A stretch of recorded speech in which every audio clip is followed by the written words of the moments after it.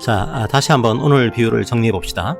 예수님은 바로 앞구절에서 주기도문을 가르쳐 주셨습니다. 그리고 오늘 본문은 주기도문에 대한 보충 설명이라고 이해하시면 좋을 것 같습니다. 아마도 작은 시골 마을이었을 겁니다. 마을에 어떤 사람의 집에 친구 한 명이 찾아왔습니다. 그 당시 유대 사회를 생각해 보십시오. 개인 중심의 사회가 아닙니다. 마을 중심의 사회입니다.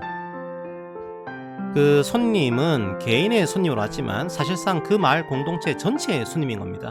그 손님이 어떤 집에서 환대를 받지 못하면요, 그건 마을 전체의 수치였습니다. 성경에서도 나그네를 환대하라고 명령하고 있습니다. 밤중에 찾아온 그 친구를 대접하는 건 개인의 책임이기도 했고 마을 공동체 전체의 책임이기도 했습니다. 그런데 그 집에 떡이 없습니다. 지름이 60cm나 되는 큰 빵입니다.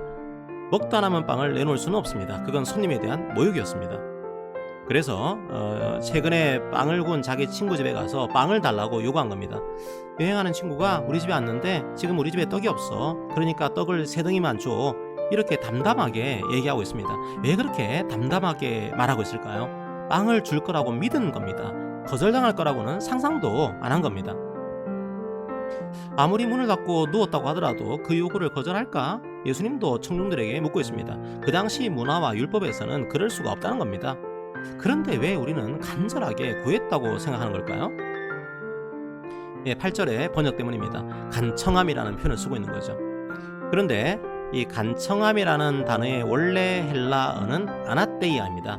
원래 의미는 수치를 피한다는 뜻입니다. 명예를 지킨다는 뜻입니다. 중동은 지금도 명예와 수치 문화가 있습니다. 불명예만큼 부끄러운 것이 없었습니다. 만약 빵을 주지 않았다면 그 사람은 마을의 수치가 될 겁니다. 자신의 명예를 지키기 위해서 빵을 줍니다. 필요한 다른 것이 있으면 그것도 주었을 겁니다. 바로 그게 그 사람의 명예였고 이 마을의 명예였습니다. 그런데 우리는 친구 정도의 자격이 아닙니다. 우리는 하늘에 계신 우리 아버지께 기도하고 있습니다. 친구도 자신의 명예를 위해서 요구를 들어주는데 우리 아버지는 어떻게 했습니까? 우리 아버지는 우리의 기도를 응답하십니다. 11절에는 육신의 아버지가 등장합니다. 아들이 자기 아빠한테 생선과 알을 요구합니다. 아빠에게 일용할 양식을 달라고 하고 있는 겁니다. 매일매일의 삶을 아빠에게 맡기고 있는 겁니다. 그리고 아빠는 당연히 그걸 줄 겁니다. 더 좋은 것으로 줄 겁니다. 아무리 악한 아빠라고 하더라도 자기 자식에게는 좋은 것으로 주고 싶어 하니까요. 그런데 우리 하늘 아버지는 어떻게 했습니까? 반드시 훨씬 더 좋은 것으로 주실 거라는 겁니다. 그러니까 기도하라는 겁니다. 그런데 무엇을 구하라는 겁니까? 바로 주기도문의 내용입니다. 주기도문의 핵심은 바로 하나님의 나라입니다. 구하라, 찾으라, 두드리라는 동사의 형태가 어떻습니까? 다 현재 시제입니다. 매일매일 계속해서 기도하라는 겁니다. 하나님의 나라와 일용할 양식을 위해서 매일매일 하나님께 간구하라는 겁니다. 그러면 하나님께서는 어떻게 하실까요? 그러면 하나님께서 채우실 것입니다. 그게 바로 일상의 성령 충만입니다.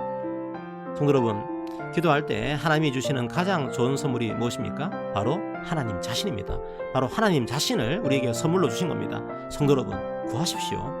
거창한 기도가 아니라도 괜찮습니다. 실수해도 괜찮습니다. 다만 하나님이 아버지라는 사실을 믿고 담대하게 기도하십시오. 가정과 직장과 학교에서 이런저런 문제가 있습니다. 하나님의 뜻이 무엇인지 깨닫기 원합니다. 그렇게 기도하십시오. 하나님의 나라와 하나님의 뜻을 매일매일 구할 때 하나님은 반드시 하나님의 때에 그 기도에 응답하실 겁니다. 먹고 마시고 입는 것은 우리에게 필요한 대로 채워주실 겁니다.